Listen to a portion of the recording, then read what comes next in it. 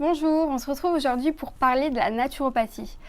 Alors je me suis rendu compte que je faisais des vidéos toutes les semaines, mais que finalement j'avais pas vraiment défini la naturopathie et aujourd'hui je voulais vous expliquer un petit peu ce que c'est. Alors pour moi la naturopathie, ce serait l'art de rester en bonne santé, de prendre soin de soi par des moyens naturels et concrètement on dispose de 10 techniques. Les principales sont d'abord la nutrition, ensuite l'aspect psycho-émotionnel, ensuite l'activité physique, mais il y en a donc d'autres comme la phytologie, donc les plantes, l'aromatologie, donc tout ce qui est huile essentielle et hydrolat. On a aussi les massages, les techniques manuelles. Enfin voilà, il existe plusieurs techniques. Et il existe aussi 5 notions fondamentales qui vont accompagner le naturopathe tout au long des consultations. Tout d'abord, je vais vous parler du vitalisme. Alors le vitalisme, qu'est-ce que c'est ?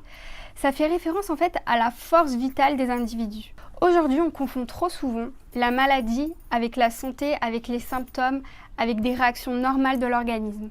Je m'explique. Par exemple, hier soir, vous étiez au restaurant et vous avez pris un beau plateau de fruits de mer. Vous vous êtes régalé, mais le problème c'est qu'aujourd'hui, vous avez mal au ventre, vous avez des nausées, de la diarrhée, enfin je vous passe les détails. Donc vous allez chez le médecin, il vous dit que vous êtes malade, que vous avez fait une intoxication alimentaire et donc il vous donne des anti-vomitifs et des anti-diarrhéiques. Alors moi je vous dis, vous n'étiez pas malade. En fait, ces réactions sont des réactions normales de l'organisme qui montrent que vous êtes en pleine santé. Votre organisme essaye d'évacuer les toxiques. Malheureusement, en prenant des médicaments chimiques, vous allez stopper cette élimination. Et justement, c'est là où ça devient compliqué. C'est-à-dire que vous allez intérioriser des toxiques et qui à long terme peuvent découler sur des maladies qui sont plus graves. Le naturopathe au contraire va s'appuyer sur votre force vitale justement, donc c'est ce qui équivaut en fait au vitalisme. Il va s'appuyer sur votre force vitale pour justement vous aider à éliminer tout ça.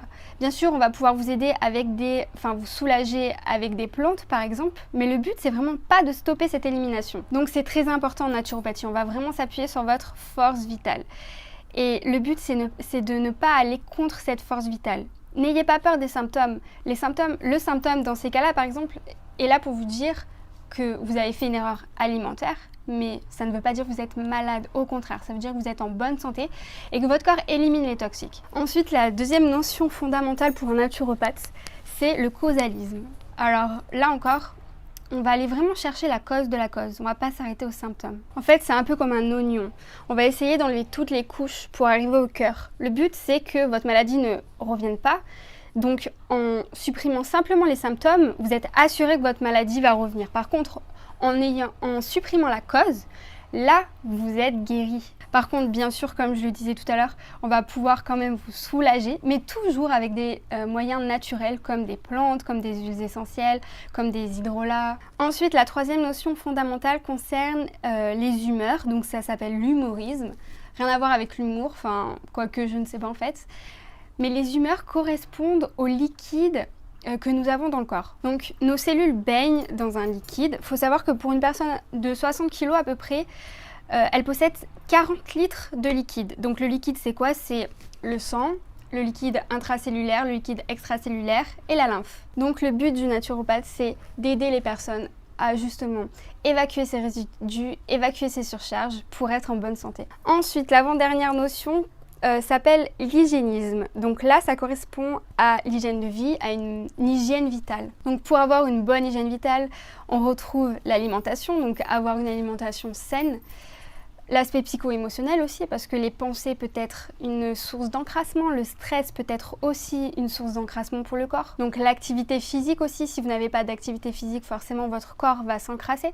Donc voilà, l'hygiène vitale correspond un petit peu à tout ce qu'on va faire pour avoir une bonne hygiène de vie. Enfin, dernière notion qui s'appelle l'holisme.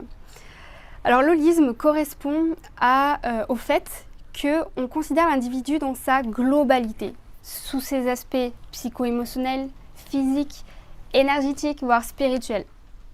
Voilà, donc je vous ai donné une petite définition de la naturopathie, ou en tout cas je vous ai exprimé les valeurs que la naturopathie promeut.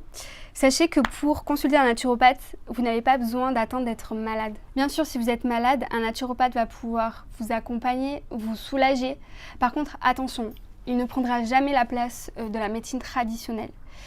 Et puis, vous pouvez consulter un naturopathe tout simplement si vous voulez redevenir acteur de votre santé. Donc, n'hésitez pas à consulter des naturopathes. Si vous voulez quelques conseils, je connais quelques naturopathes en France, enfin plutôt dans la région lyonnaise surtout, mais aussi un peu ailleurs.